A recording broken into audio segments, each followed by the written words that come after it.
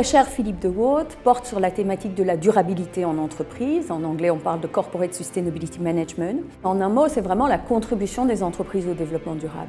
Ça veut dire quoi? Ça veut dire la réflexion et l'action des entreprises pour réduire leurs impacts négatifs sur l'environnement et la société. Ensemble, nous avons élaboré un projet qui vise à réfléchir à l'impact du numérique sur nos disciplines respectives, l'enseignement des langues, mais aussi les autres disciplines enseignées en faculté de philosophie, arts et lettres.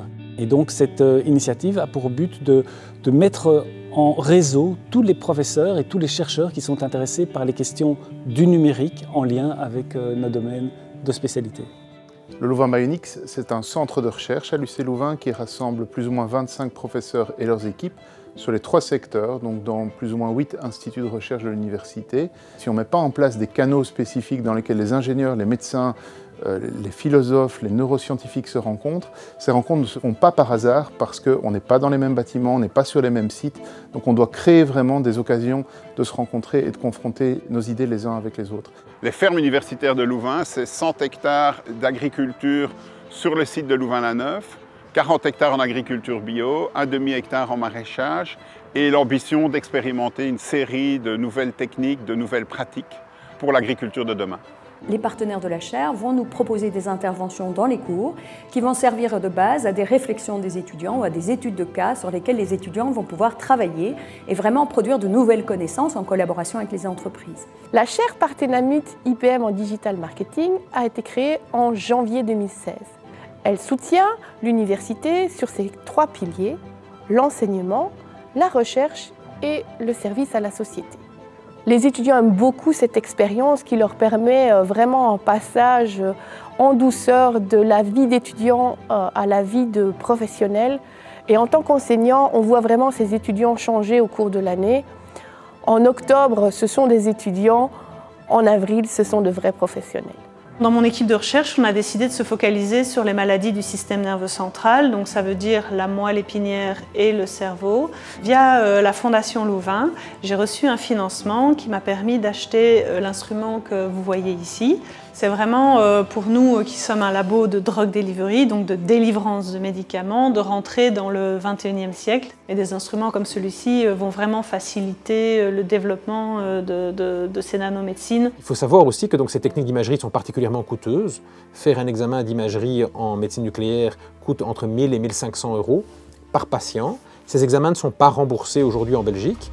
Nous ne demandons néanmoins pas à nos patients de les payer, ce sont des fonds de recherche. Et donc, entre autres, l'impact du mécénat est ici critique pour pouvoir financer tout cela. Le soutien du Fonds Bailly-Latour, c'est parti vraiment d'une idée de travailler ensemble. Et c'est parti sans cadre vraiment très défini. Et c'est ça qui a été très intéressant pendant ce cheminement. C'est qu'en fait, le cadre, on l'a défini ensemble, on a appris en marchant. On est un centre de recherche et d'innovation collaboratif.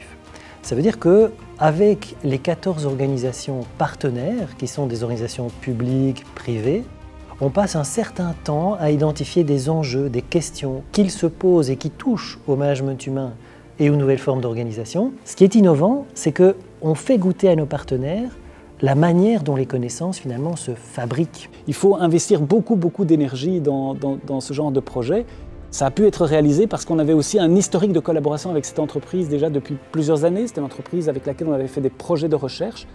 On est toujours en recherche de nouveaux partenariats pour étoffer l'approche pour nos étudiants, de nouveaux secteurs d'activité plus ou moins impactants sur la société qu'on peut aider par cette collaboration.